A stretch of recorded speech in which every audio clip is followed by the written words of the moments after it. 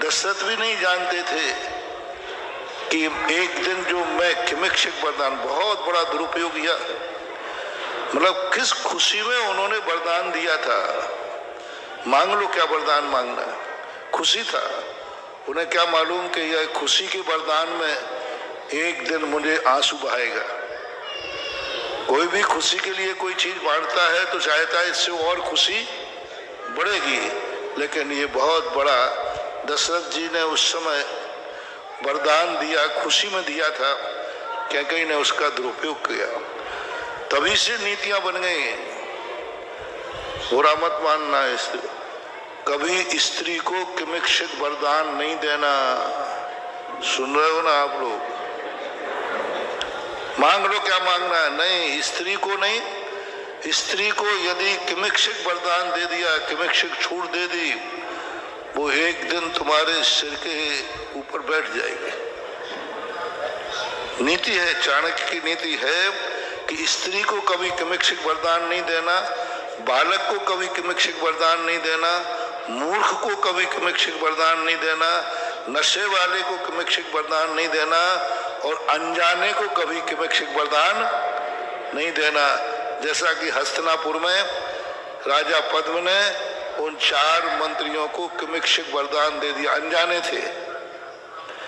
तो किमिक्षक वरदान कभी दिया जाता है पात्र को, विश्वसनीय को, जो उसका पात्र हो कि हाँ मांगो क्या मांगना है। तो वो उन्होंने दशरथ जी वहां नीति भूल गए कि स्त्री को कभी किमिक्षक वरदान नहीं दिया जाता। और जब कोई ये और कहे कि अभी नहीं चाहिए, वक्त आने पर मांग ले, समझ लेना अब तुम्हारे में तुरंत के तुरंत ले ले, दे ले तो निपट जाए।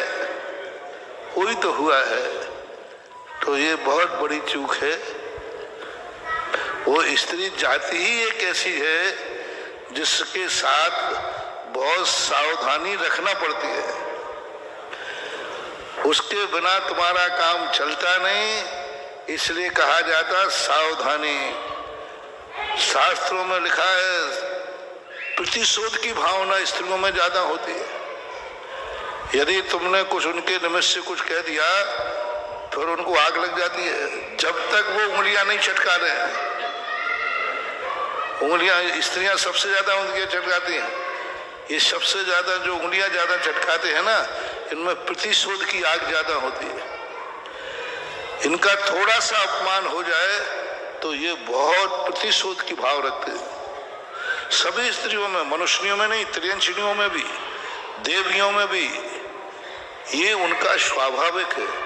कुंदकुंद भगवान तक जो महान सर्वदेव, उन्होंने लिखा चाहे वो कुछ भी हो जाए, जा बिना न बट्टदी नारी। 5 दोष कहे हैं नारियों में, उन्हें किम होदी पविज्या। कुंदकुंद भगवान कह रहे हैं, मैं नहीं कह रहा हूं। कुंदकुंद भगवान कहते हैं स्त्री की दीक्षा कैसे हो सकती है, किम होदी पविज्या, जब वह स्वयं दोषों से, जा बिना न बट्टदी नारी, कुछ भी हो जाए ये दोष नारी में होते ही होते हैं। ये इनकी गलती नहीं है, पर्याय की गलती है। बिच्छू डंक मारता है, ये बिच्छू की गलती नहीं है। बिच्छू का स्वभाव है, नेचर है। उसको हम लाख कहें कि साहब आप ये दोष सुधार लो, सुधार ही नहीं सकते। पर्याय का दोष है, इनका दोष नहीं है। वो इनका दोष नहीं कहूंगा, ये उस पर्याय का दोष है। डंक मारना बिच्छू का दोष नहीं है, वो बिच्छू की पर्याय का है दोष कि वो डंक मारना उसका नेचर है। इसलिए इनके बिना ये दोष तो नियम से पाए जाते, इसलिए हमेशा इनको तो सुधार नहीं सकते। आप तो ठीक हो, बहुत जो है ठीक, क्योंकि आपका तो कुंदकुंद स्वामी ने कह दिया कि ये सुधरना भी चाहे तो सुधर ही, क्योंकि वो तो नेचर है। नीम को अपन कितना भी मीठा डालो वो तो कड़वी है। तो आपको नहीं कह रहा हूं, आपसे कह रहा हूं सावधान रहना।